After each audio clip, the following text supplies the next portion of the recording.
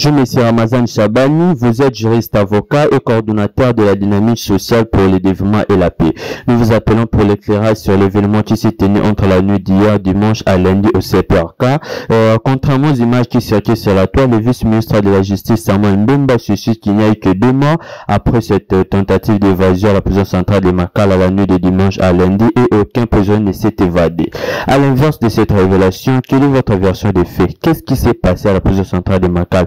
Et c'était quoi l'avènement caché pendant que le président de la République n'est pas au pays et certains de ses membres du gouvernement?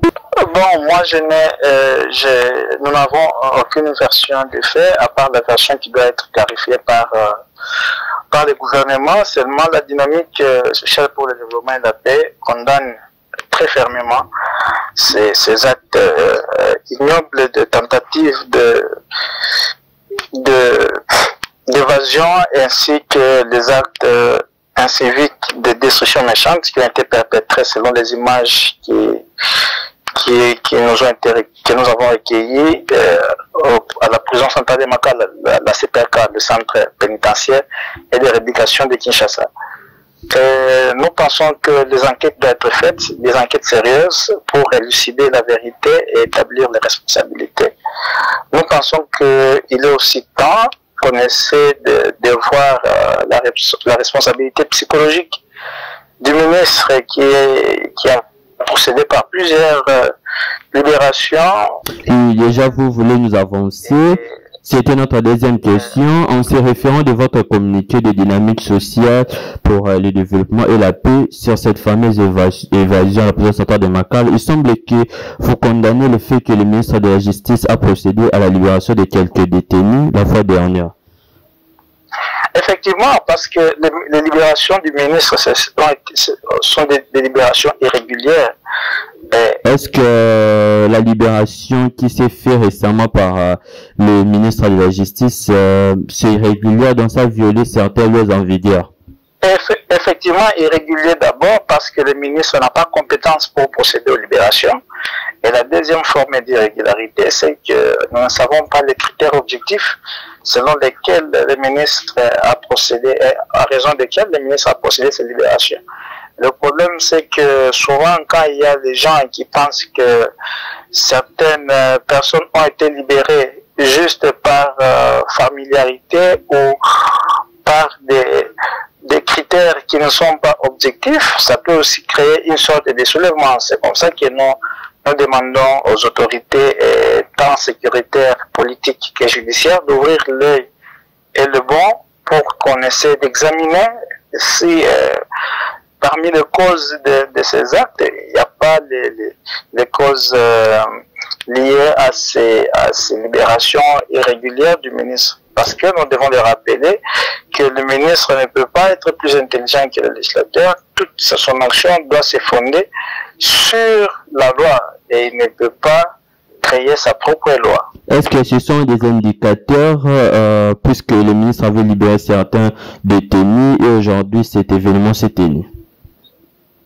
Tout est possible parce que ça peut être des actes de soulèvement, les gens qui se sentent frustrés d'avoir vu certains parmi eux être libérés par des raisons qui ne sont pas justes selon eux. J'ai dit que ce sont des raisons psychologiques. Il faudrait qu'on analyse, qu'on examine. Nous n'avons pas établi la responsabilité du ministre exactement, mais nous disons qu'il est bon et qu'il est temps de procéder à cet examen-là. Mais s'il faut revenir à la version selon laquelle on essaie de lier les actes des tentatives d'évasion au président de la République, je ne vois pas le lien, personnellement, je ne vois pas le lien parce que la prison est à plusieurs mètres de la présidence et je ne vois pas en quoi est-ce que les évasions effectuées à la prison centrale de Makala pourraient impacter le poste de président de la République. Certains disent que le président n'est pas au pays et certains membres du gouvernement. Est-ce qu'il y a quelque chose qui s'est fait en catimini autrement à la version qui se voit à l'œil nu? Je ne sais pas, il faudrait qu'ils clarifient leurs propos ou leurs intentions.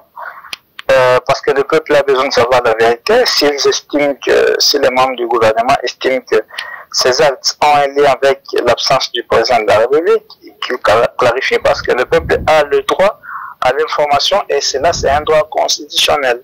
Très bien, monsieur Ramazani, c'était 5 minutes d'une interview exclusive par rapport à l'événement qui s'est tenu entre la nuit de lundi, dimanche à lundi. Dernière question, le ministre de la Justice Constant Mutamba a interdit aux magistrats des parquets de transférer des détenus vers la prison centrale de Makala jusqu'à nouvel ordre.